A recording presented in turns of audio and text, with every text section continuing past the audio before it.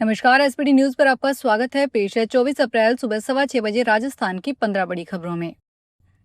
पश्चिमी बंगाल और तमिलनाडु विधानसभा चुनाव में गुरुवार को बम्पर वोटिंग हुई। बंगाल की 294 सीटों में से 152 सीटों पर पहले फेज में 79.93% मतदान हुआ।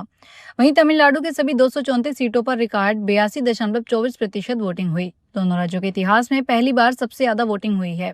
चुनाव आयोग के आंकड़े शाम 5 बजे तक हैं, इनमें बदलाव हो सकता है। ममता ने वोटिंग के बाद कहा, बंगाल की जनता ने एफआईआर के विरोध में बम्पर वोटिंग की है।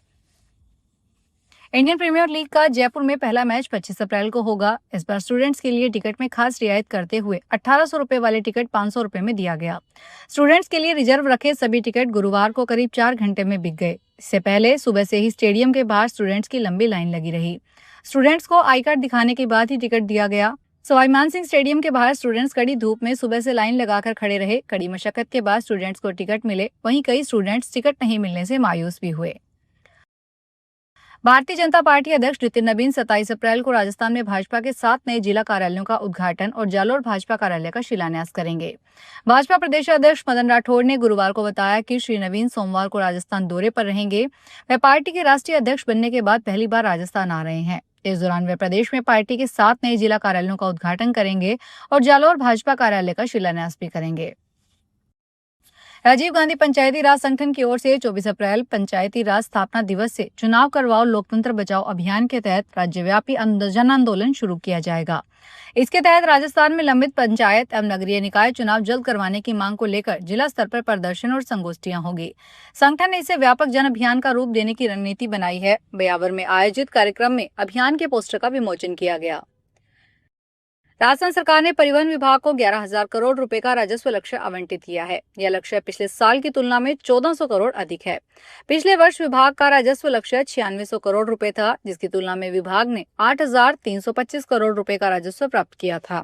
सर्वाधिक 1748 करोड़ का लक्ष्य जयपुर प्रथम को आवंटित किया गया था। इसके साथ ही परिवहन विभाग ने वित्त वर्ष 2025-26 में अर्जित किए गए राजस्व को लेकर प्रदेश भर के आरटीओ कार्यालयों की रेवेन्यू रैंकिंग जारी कर दी है।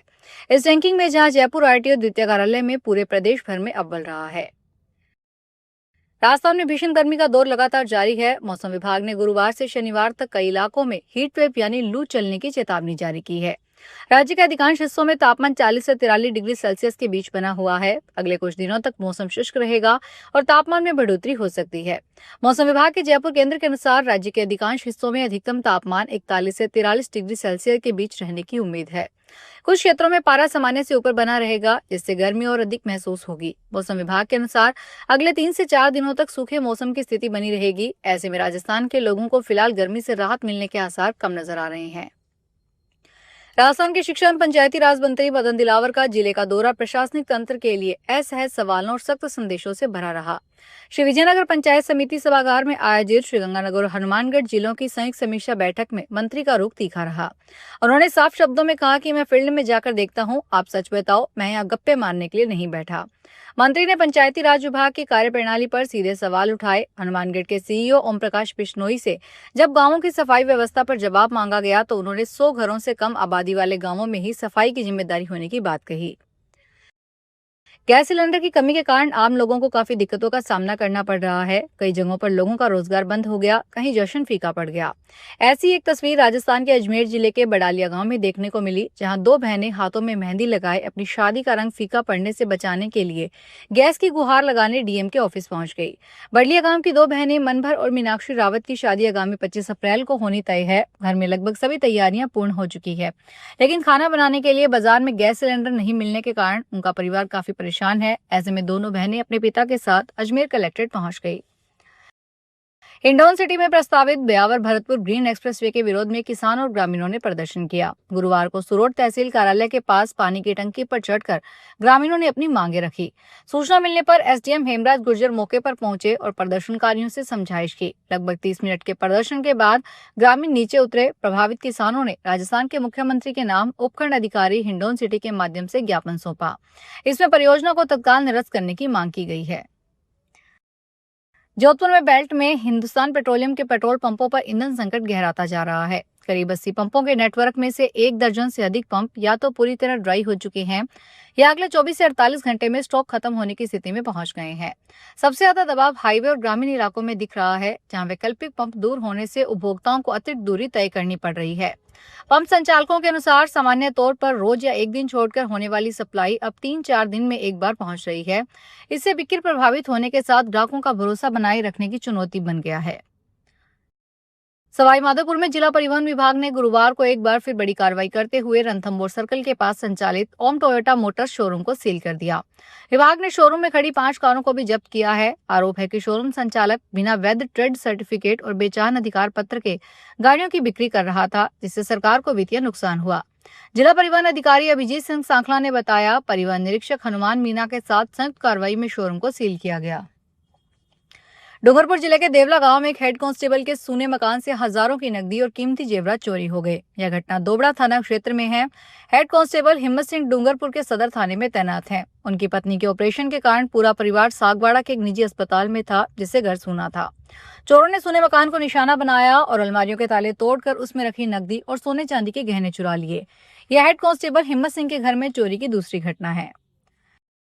जोधपुर में होम लोन को दूसरी फाइनेंस कंपनी में ट्रांसफर करवाने और किस्त कम करवाने का झांसा देकर एक व्यक्ति से करीब 14 लाख रुपए की ठगी का मामला सामने आया है।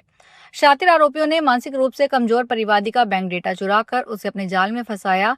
उसके बाद नगद और ऑनलाइन तरीके से भारी रकम ऐंठ ली। पुलिस ने अब कोर्ट के आदेश पर 5 आरोपियों के खिलाफ मामला दर्ज किया है। मामला जोधपुर के लूनी थाना क्षेत्र का है।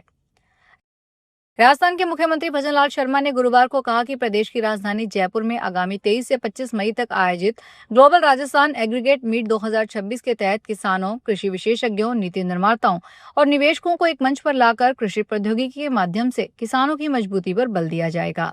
शर्मा नई दिल्ली में ग्राम 2026 के तहत आयोजित इन्वेस्टर मीट को संबोधित कर रहे थे। उन्होंने कहा कि प्रधानमंत्री नरेंद्र मोदी के सशक्त किसान समृद्ध भारत के विजन को धरातल पर साकार करने के लिए यह सम्मेलन अहम भूमिका निभाएगा। इस दौरान मुख्यमंत्री ने सभी निवेशकों और उद्यमियों को ग्राम 2026 में भाग लेने का आमंत्रण भी दिया। सलूंबर जिले के जावर माइंस क्षेत्र में मजदूरों की हड़ताल 5वें दिन भी जारी है। हड़ताल के चलते खदानों का कामकाज पूरी तरह ठप है, जिससे हजारों मजदूरों के सामने रोजगार का संकट खड़ा हो गया है। बता दें कि जावर माइंस क्षेत्र में मजदूर अपनी विभिन्न मांगों को लेकर धरने पर बैठे हैं। हड़ताल के कारण नॉर्थ और सेंट्रल बेरोई खदानों में उत्पादन पूरी तरह बंद हो गया है। इसका असर न केवल खाद्यान्न प्रबंधन बल्कि स्थानीय अर्थव्यवस्था पर भी पड़ रहा है।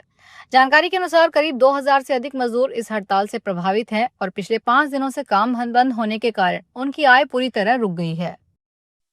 तो ये थी राजस्थान की 15 बड़ी खबरें। अगर आपको हमारा बुलेटिन पसंद आया हो तो वीडियो को लाइक करें, अपने दोस्तों से शेयर करें और चैनल को सब्सक्राइब करना ना भूलें। फिर मिलेंगे नई खबरों के साथ। धन्यवाद।